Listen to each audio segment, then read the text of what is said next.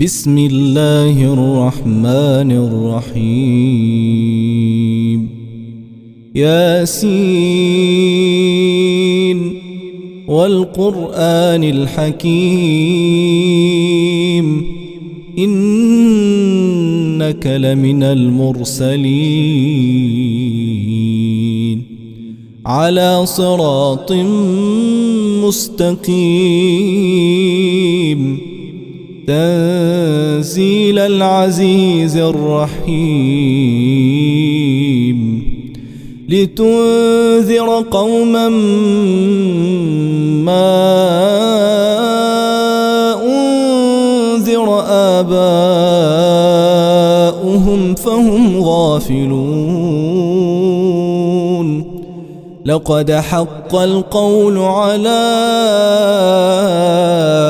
أكثرهم فهم لا يؤمنون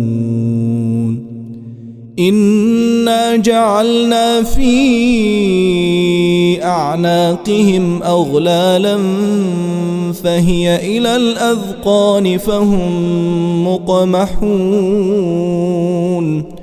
وجعلنا من بين أيديهم سدا ومن خلفهم سدا فأغشيناهم فهم لا يبصرون وسواء عليهم أأنذرتهم أم لم تنذرهم لا يؤمنون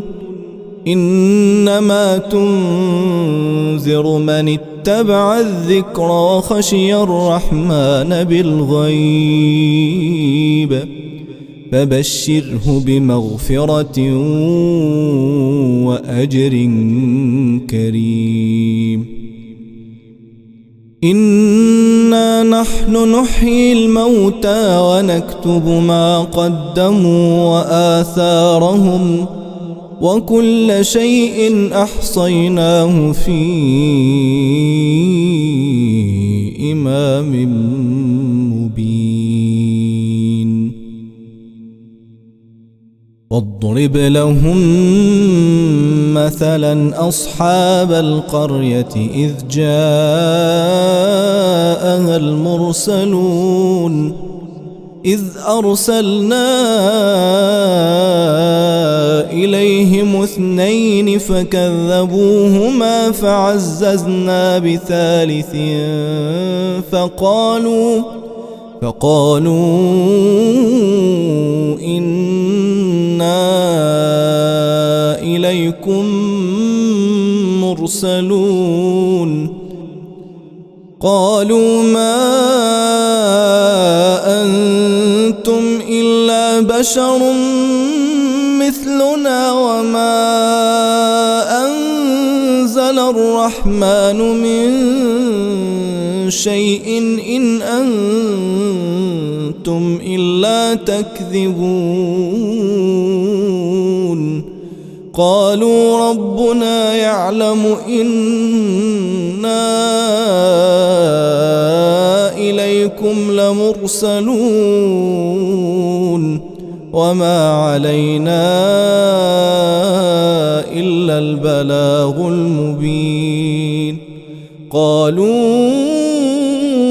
إنا تطيرنا بكم لئن لم تنتهوا لنرجمنكم وليمسنكم منا عذاب أليم قالوا طائركم معكم أئن ذكرتم بل أنتم قوم مسرفون وجاء من أقصى المدينة رجل يسعى قال يا قوم اتبعوا المرسلين اتبعوا من لا يسألكم أجرا وهم مهتدون وما لي لا أعبد الذي فطرني وإليه ترجعون أأتخذ من دونه آلهة إن يردني الرحمن بضر لا تغن عني شفاعتهم شيئا ولا ينقذون إني إذا لفي ضلال مبين إني آمنت بربكم فاسمعون قيل ادخل الجنة قال يا ليت قومي يعلمون بما غفر لي ربي وجعلني من المكرمين وما أنزلنا على قومه من بعده من جند من السماء وما كنا منزلين إن كانت إلا صيحة واحدة فإذا هم خامدون يا حسرة على العباد ما يأتيهم من رسول إلا كانوا به يستهزئون ألم يروا كم أهلكنا قبلهم من القرون أنهم إليهم لا يرجعون وإن كل لما جميع لدينا محضرون وآية لهم الأرض الميتة أحييناها وأخرجنا منها حبا فمنه يأكلون وجعلنا فيها جنات من نخيل وأعناب وفجرنا فيها من العيون ليأكلوا من ثمره وما عملته أيديهم أفلا يشكرون سبحان الذي خلق الأزواج كلها مما تنبت الأرض ومن أنفسهم ومما لا يعلمون وآية لهم الليل نسلخ منه النهار فإذا هم مظلمون والشمس تجري لمستقر لها ذلك تقدير العزيز العليم والقمر قدرناه منازل حتى عاد كالعرجون القديم لا الشمس ينبغي لها أن تدرك القمر ولا الليل سابق النهار وكل في فلك يسبحون وآية لهم أنا حملنا ذريتهم في الفلك المشحون وخلقنا لهم من مثله ما يركبون وإن نشأ نغرقهم فلا صريخ لهم ولا هم ينقذون إلا رحمة منا ومتاعا إلى حين وإذا قيل لهم اتقوا ما بين أيديكم وما خلفكم لعلكم ترحمون وما تأتيهم من آية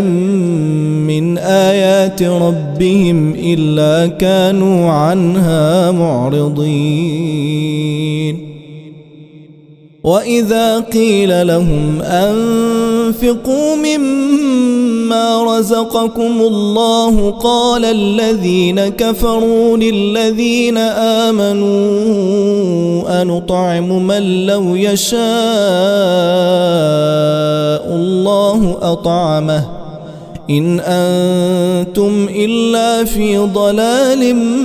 مبين ويقولون متى هذا الوعد إن كنتم صادقين ما ينظرون إلا صيحة واحدة تأخذهم وهم يخصمون فلا يستطيعون توصية ولا إلى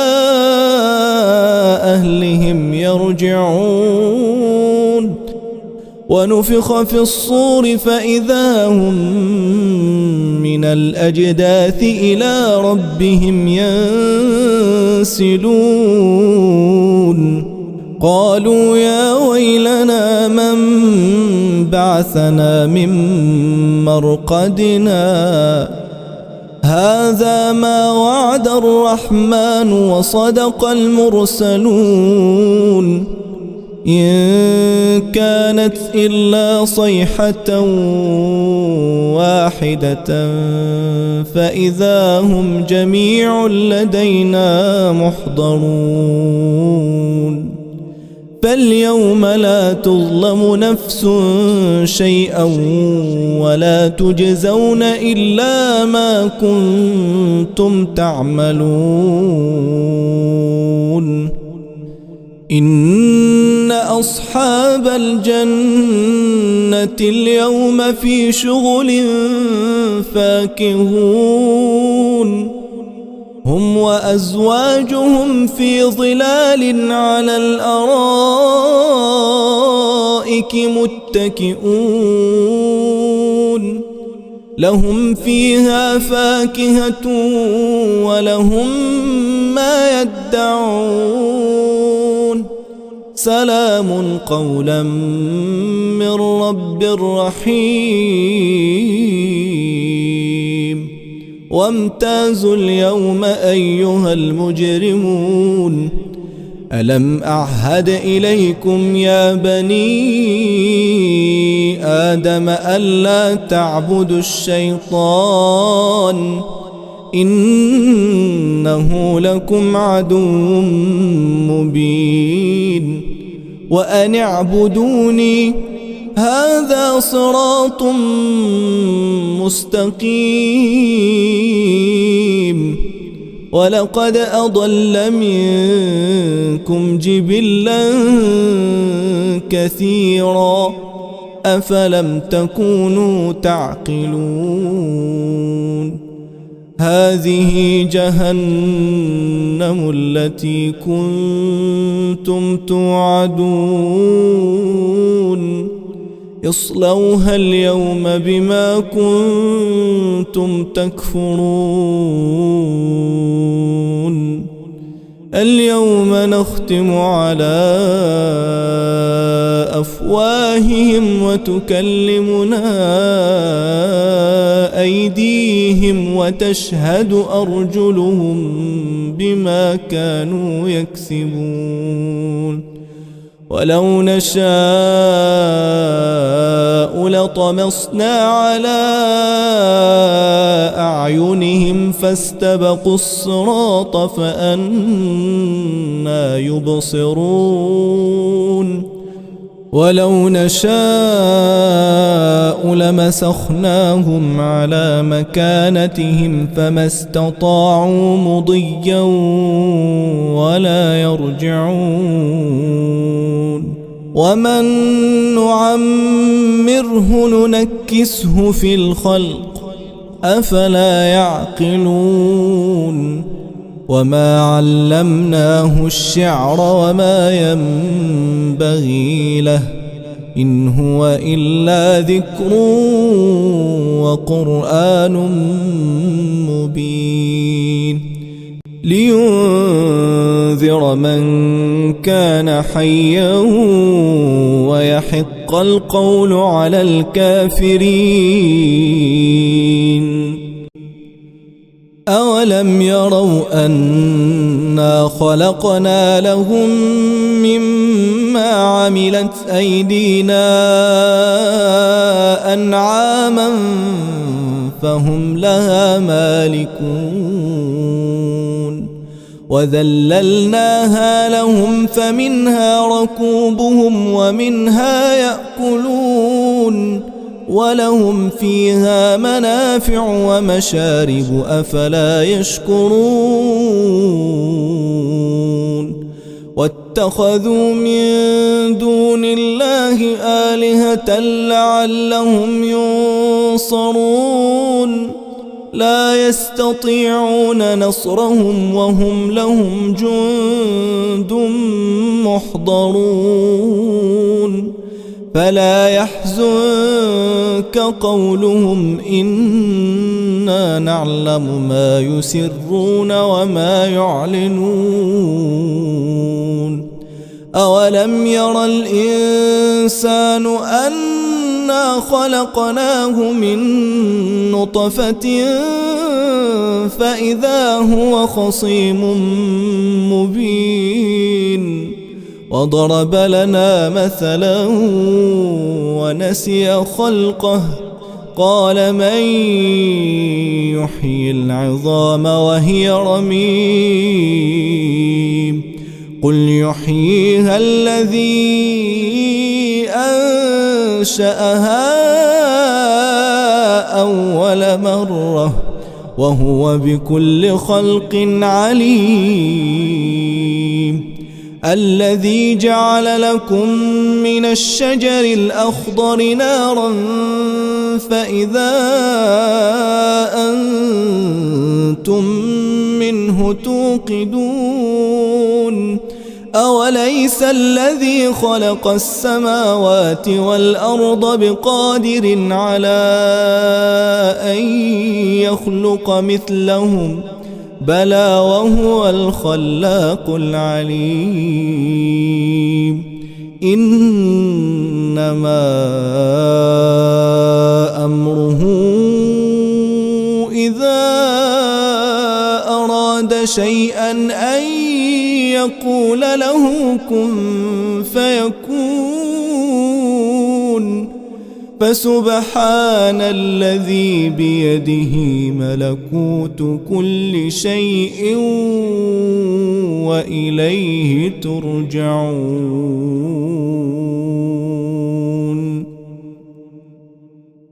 بسم الله الرحمن الرحيم الرحمن علم القرآن خلق الإنسان علمه البيان الشمس والقمر بحسبان والنجم والشجر يسجدان والسماء رفعها ووضع الميزان ألا تطغوا في الميزان وأقيموا الوزن بالقسط ولا تخسروا الميزان والأرض وضعها للأنام فيها فاكهة والنخل ذات الأكمام والحب ذو العصف والريحان فبأي آلاء ربكما تكذبان خلق الإنسان من صلصال كالفخار وخلق الجان من مارج من نار فبأي آلاء ربكما تكذبان رب المشرقين ورب المغربين فبأي آلاء ربكما تكذبان مرج البحرين يلتقيان بينهما برزخ لا يبغيان فبأي آلاء ربكما تكذبان يخرج منهما اللؤلؤ والمرجان فبأي آلاء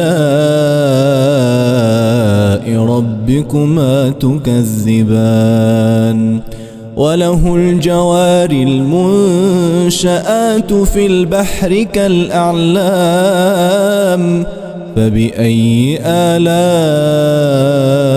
ربكما تكذبان كل من عليها فان ويبقى وجه ربك ذو الجلال والإكرام فبأي آلاء ربكما تكذبان يسأله من في السماوات والأرض كل يوم هو في شأن فبأي آلاء ربكما تكذبان سنفرغ لكم أيها الثقلان فبأي آلاء ربكما تكذبان يا معشر الجن والإنس إن استطعتم أن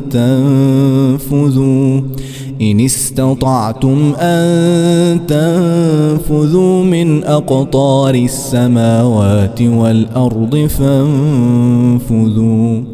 لا تنفذون إلا بسلطان فبأي آلاء ربكما تكذبان يرسل عليكما شواظ من نار ونحاس فلا تنتصران فبأي آلاء ربكما تكذبان فإذا انشقت السماء فكانت وردة كالدهان فبأي آلاء ربكما تكذبان فيومئذ لا يسأل عن ذنبه إنس ولا جان فبأي آلاء ربكما تكذبان يعرف المجرمون بسيماهم فيؤخذ بالنواصي والأقدام فبأي آلاء ربكما تكذبان هذه جهنم التي يكذب بها المجرمون يطوفون بينها وبين حميم آن فبأي آلاء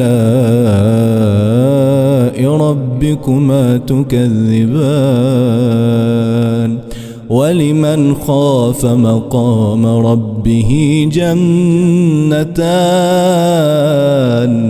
فبأي آلاء ربكما تكذبان ذواتا أفنان فبأي آلاء ربكما تكذبان فيهما عينان تجريان فبأي آلاء ربكما تكذبان فيهما من كل فاكهة زوجان فبأي آلاء ربكما تكذبان متكئين على فرش بطائنها من استبرق وجنى الجنتين دان فبأي آلاء ربكما تكذبان فيهن قاصرات الطرف لم يطمثهن إنس قبلهم ولا جان فبأي آلاء ربكما تكذبان كأنهن الياقوت والمرجان فبأي آلاء ربكما تكذبان هل جزاء الإحسان إلا الإحسان فبأي آلاء ربكما تكذبان ومن دونهما جنتان فبأي آلاء ربكما تكذبان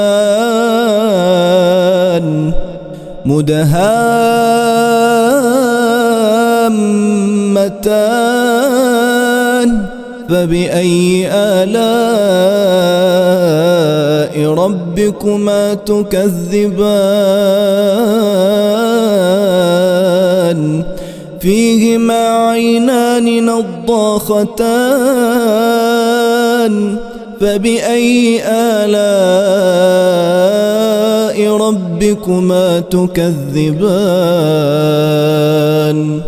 فيهما فاكهة ونخل ورمان فبأي آلاء ربكما تكذبان فيهن خيرات حسان فبأي آلاء ربكما تكذبان حور مقصورات في الخيام فبأي آلاء ربكما تكذبان لم يطمثهن إنس قبلهم ولا جان فبأي آلاء ربكما تكذبان متكئين على رفرف خضر وعبقري حسان فبأي آلاء ربكما تكذبان تبارك اسم ربك ذي الجلال والإكرام.